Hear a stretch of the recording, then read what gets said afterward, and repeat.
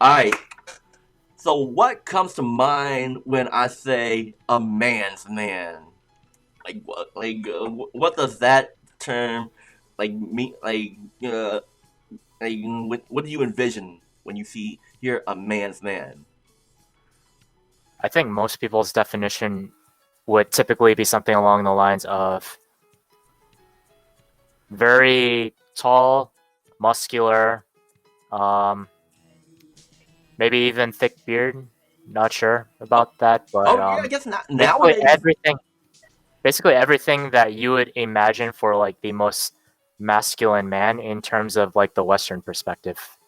And yeah, and I guess like having a man's job. Like Yeah, what? that too. That A too. Yeah, construction worker, like a police, military. yeah, military. I don't know. I don't know. A Native American. Right now, I'm just describing the village people. Like all those were kind of men, were men, flamboyant men, kind of portraying themselves as being what society thinks what a man really is. Like, personally, I come from an era where this is from my era where a man. One thing you say, a man is measured by the amount of alcohol he can consume. Dude, you're making yourself sound like a boomer right now. Oh, that just Damn, that just Gates. made me more of a man. I could feel the hair growing on my nuts. Hey, Like I don't know alcohol. Like back in my day, alcohol. Like when you walk into a man's house, and a man offers you the guy offers you alcohol. It's disrespectful to turn it down. That's how men bond. You I know. mean, I, I mean, you know me. I personally don't drink at all, so I'd be like, so if somebody's forcing me to drink alcohol, I'd be like, dude, fuck you. No, Yeah. I I don't. It's don't drink. yeah. It's a new era. It's a new age. I guess we didn't understand. Like society didn't understand how damaging alcohol was. I guess to your body, to your liver, to your kidneys. I mean, I guess you can argue that smoking was also to some degree, a masculine thing, though it was very widespread among women too, especially in like the early 20th century. Oh yeah, and not just I guess over here smoking isn't as prevalent anymore. But say if you go to Europe, especially if you go to Vietnam, people are smoking everywhere. I mean, Oh, a lot of places in Asia for sure. yeah, because I guess they're not as health conscientious over there. I mean, but but they're not. I guess we're more health conscientious over here. But I wouldn't. I wouldn't. I would rather live over there because there's less crime over there. Society is somewhat better over there. I mean, plus especially the state that we're in right now. But you did mention you did mention pants earlier, and I'm thinking of that term. You ever heard the term like whoever wears the pants in the relationship? Oh yeah, I think most people have by now. Yeah. So what do you think that term actually means? Um, I don't know a good way to describe it. If anything, it sounds like it's trying to promote hyper masculinity. Um, so I don't I know. don't know a good way to express myself on this particular phrase, but From my perspective, it means that at the to time. take responsibility for everything. Yeah, yeah. At the time, it was the men. This is coming from the like say the 40s and 50s, right? Women are the ones that wear dresses. Men are the ones that wear pants. So that statement would automatically mean it's the man that's wear the pants in the relationship. The man brings home the money to pay all the bills. the man takes care of the house. And then there was this whole movement of women starting to wear pants too, to be rebellious. So women are there women are trying to fight for civil rights, to start fights so they can have the right to vote, the right to work, so they can start bringing home money, so they can be more independent. I guess. Clip's comment here of his comment is a good way of describing it, like describing who's the boss. Yeah, that's a really good way of describing it. Yeah. So basically, who's the boss of the house, or who's the boss in the relationship? Mm-hmm. Of the household, Yeah. etc. So where do you see where women are at today, in comparison to where they were, say, back in the 40s and 50s when they started fighting for the civil rights? Um, so it's gonna vary from culture to culture. Yeah. Obviously, I come from an Asian background, so I'm only a little bit more familiar with the background of Asian family households Hmm. as opposed to your typical Western family household. But typically in Asian family households, it's like women uh, women would generally be in control of the household Yep. and of the kids Yep. more so than the father, because the father, the man in this Hmm. case, would be taking care of um, anything and everything financially related to supporting the family. Yeah, so he's the breadwinner. Yeah, essentially. Yeah. Though obviously with times changing every decade, every year, um, obviously traditional gender roles are slowly disappearing. Yep. The other day, I on JK, Joe was saying femininity. Okay, so the difference between femininity and Eastern and Western femininity. In Western femininity, it's about equality, because women are trying to fight for equality over here. Over in Eastern cultures, feminism over there, over there, they're actually it's more of a matriarch right now. The women are actually fighting for dominance over there. So Mhm. from my point of view, over there, they've been oppressed for so long. They've been, they didn't have their rebellious stage at the early 40s and 50s like Western cultures did. Yeah, it's especially like, for example, it's like some of the toxicity that you would see in Asian cultures regarding like sex and gender. Mhm. So for women, if you are above, I want to say, if you're older than like 25 or 26 and you're not married, Mhm. you're considered by society as a leftover woman.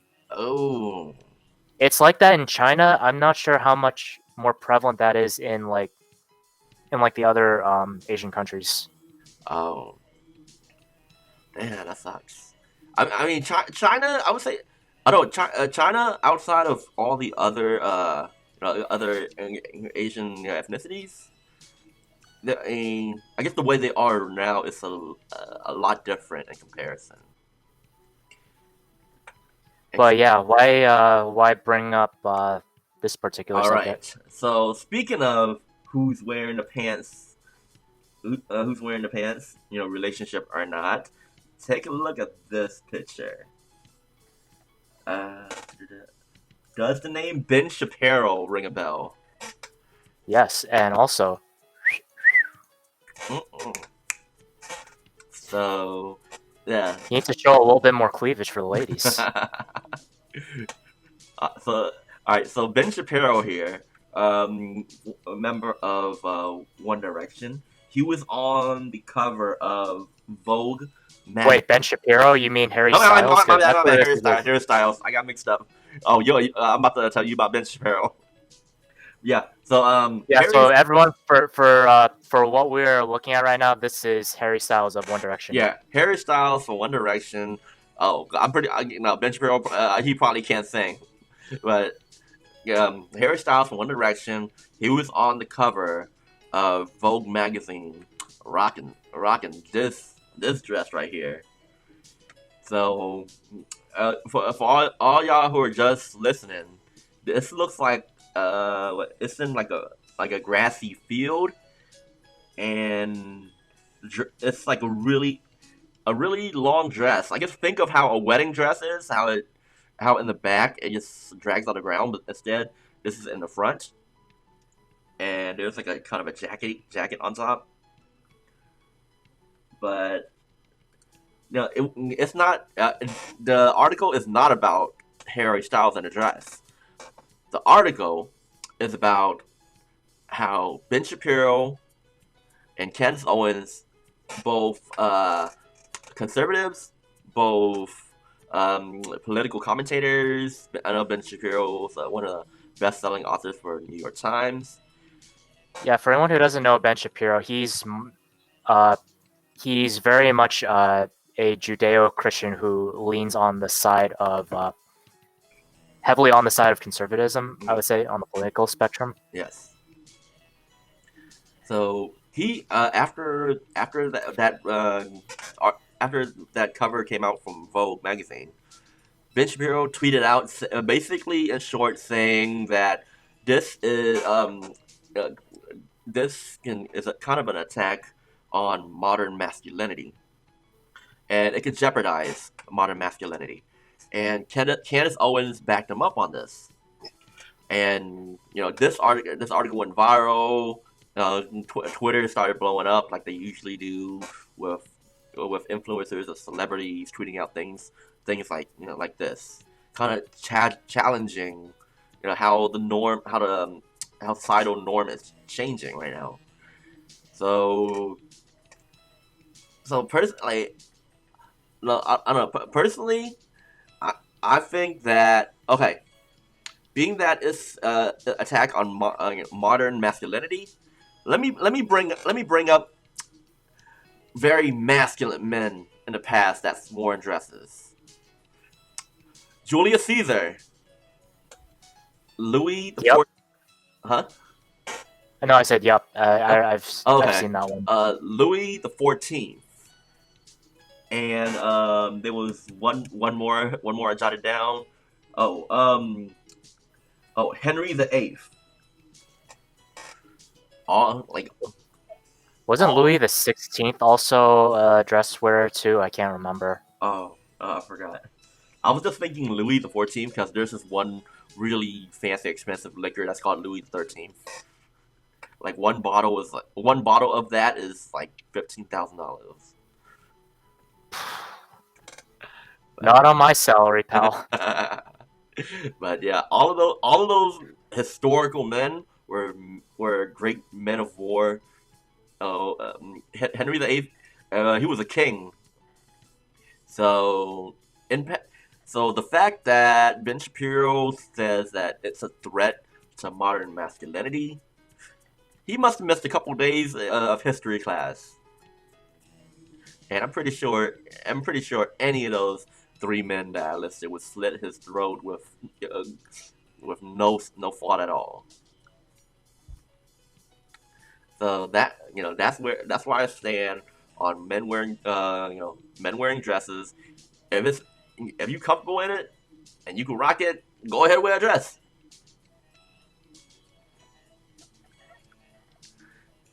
All I right. mean, sure, you're gonna get looks, but I don't think anyone's gonna really give a crap enough to really tell you otherwise. You know. Hey, the Scottish people wear kilts, and there's some tough motherfuckers. I mean, especially when they're drunk. Well, they do it for practical reasons because historically speaking, the pants that Scottish men wore at that time. So Scotland has a lot of hills and highlands. Yeah. So for men to try and traverse that type of landscape, Mhm. they couldn't do it in the traditional pants that men wore. Oh. So as a solution, what they did was they came up with the kilt, Hmm. aka the man skirt, Yeah. and that's how they're able to more easily traverse like their home landscape. Oh, and I dare Ben Shapiro to go up to a Scottish and make fun of him for wearing a dress or a kilt or a skirt, however he wants to call it. They would There shove. was Oh, so there was a funny YouTuber that I followed for a while. His YouTube channel is called Joe Goes, uh huh. and there was a video of him when he went to Scotland. Mm-hmm. He asked this old man. It was something along the lines of, "So, whenever you want to feel sexy, do you wear a mini kilt?" Did that guy have a sense of humor? Well, like he laughed, of course. He laughed at the joke, but at the same time, he's like, "Oh no, no, no, no." Wait, okay. Do Scottish women wear kilts too? Kilts are specifically for men. Okay. I think they're a certain style which makes them a kilt. Oh, okay. Oh, but yeah. For y'all viewers, what do y'all think about men wearing dresses? Is it affecting masculinity? Is it a threat, or it's just maybe we're moving in a different direction? Let us know.